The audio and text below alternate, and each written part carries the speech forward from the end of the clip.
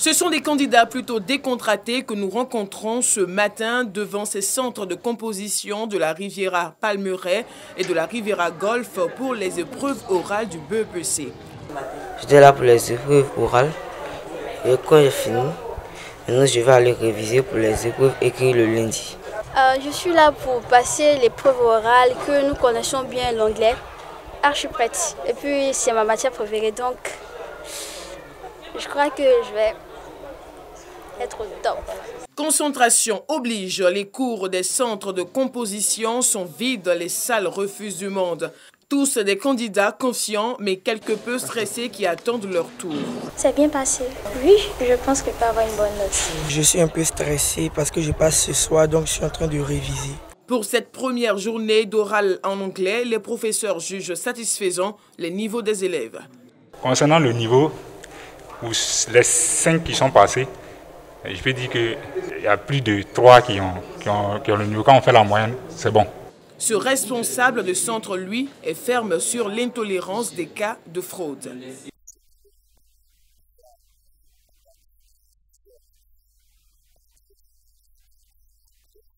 On ne fera pas de cadeau à chaque acteur qui va se rendre coupable de fraude, qui va aider un candidat et autres. En tout cas, je ne pourrai pas le supporter. Je serai obligé de le dénoncer.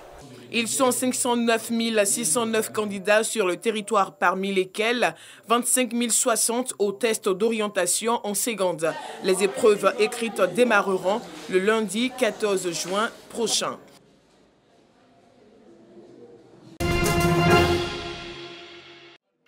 La première édition du Cyber Africa Forum, rendez-vous de la lutte contre la cybercriminalité en Afrique de l'Ouest, a ouvert ses portes lundi 7 juin 2021 à Abidjan. Roger Adom, ministre ivoirien de l'économie numérique, des télécommunications et de l'innovation, s'est engagé à faire de la Côte d'Ivoire un pays exemplaire en matière de lutte contre la cybercriminalité. La cybersécurité, la cybercriminalité, ce sont des points importants puisque nous devons garantir la sécurité à nos concitoyens. Et je pense que tous les aspects qui vont être traités durant cette journée, durant ces travaux, vont nous permettre de prendre des résolutions pour garantir un pays beaucoup plus sûr du point de vue dans le cyberespace. Il a également souhaité accompagner les initiateurs du forum car leur action s'inscrit dans la même vision que celle du gouvernement en matière de lutte contre la cybercriminalité. Pour lui, cette occasion doit être un moment de partage d'expériences entre pays africains. L'objectif de ce forum est de réunir au sein d'un même lieu les autorités, les communautés d'affaires et les spécialistes de la cybersécurité afin qu'ils puissent échanger leurs points de vue et leur expérience et jouer le rôle de facilitateur en fournissant des informations et des solutions concrètes en matière de cybersécurité au profit des décideurs d'Afrique subsaharienne. Il faudra simplifier le débat pour les gens, pour les amener à mieux comprendre. Et parce que quand on parle de stratégie, on parle d'infrastructures, de mise en place d'infrastructures pour lutter. Et si les populations ne sont pas mieux sensibilisées, ça serait un peu difficile d'atteindre nos objectifs. Franck Kié, commissaire général du forum, n'a pas manqué d'exprimer son satisfecit quant à l'organisation de cette première édition tout en rappelant les principaux objectifs. Le premier objectif pour nous, c'était déjà un objectif de sensibilisation. Le second objectif pour nous, c'était également un objectif de proposer des solutions concrètes. Et enfin, il y a également un objectif de structuration de l'écosystème où on souhaite que les personnes puissent se rencontrer pour pouvoir lutter contre la cybercriminalité et avoir encore plus de cybersécurité. Le prix Ahmed Bakayoko en hommage à l'ex-premier ministre pour son leadership dans le domaine du numérique, mais surtout son engagement dans la lutte contre la cybercriminalité a été décerné au ministre Roger Adom.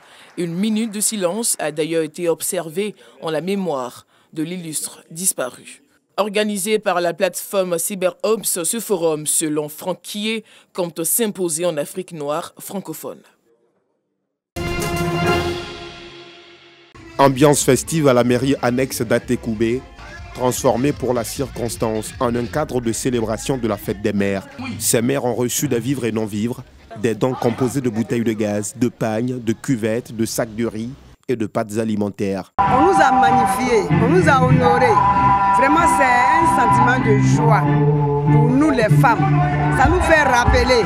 Et je prie Dieu au donateur que l'année prochaine soit meilleure. Je suis très contente.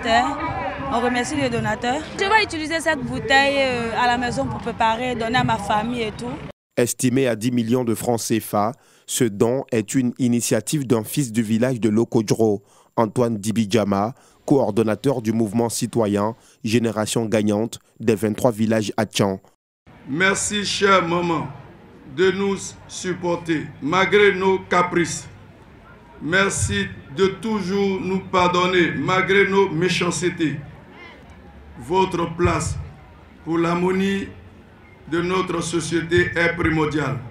Sans vous, que serons-nous? Sans vous, les desseins de Dieu pour l'humanité ne peuvent pas s'accomplir.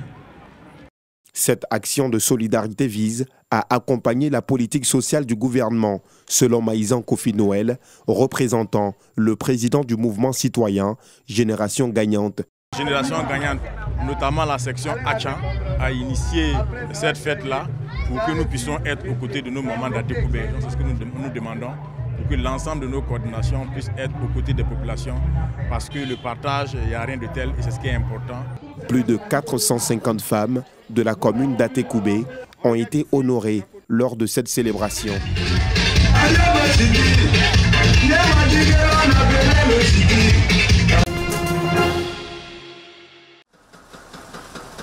Les gravats des destructions réutilisées pour construire les habitations. Selon les autorités, 258 bâtiments ont été détruits par les frappes israéliennes. Nous récupérons le fer, lui redonnons forme et le revendons. Les gravats aussi sont revendus aux usines où ils sont transformés en béton et utilisés dans la construction. Selon l'ONU, plusieurs milliers de personnes sont sans abri dans l'enclave. Nous récupérons les gravats de maisons détruites et les transformons en gravier, car nous ne recevons pas de gravier israélien. Puis nous le transformons en béton pour la construction. Nous estimons qu'il y a environ 200 000 tonnes de gravats. Cela pourrait même monter à 300 000 tonnes d'après ce que nous observons sur le terrain. Le conflit entre Israël et le Hamas a tué 254 Palestiniens et 12 Israéliens.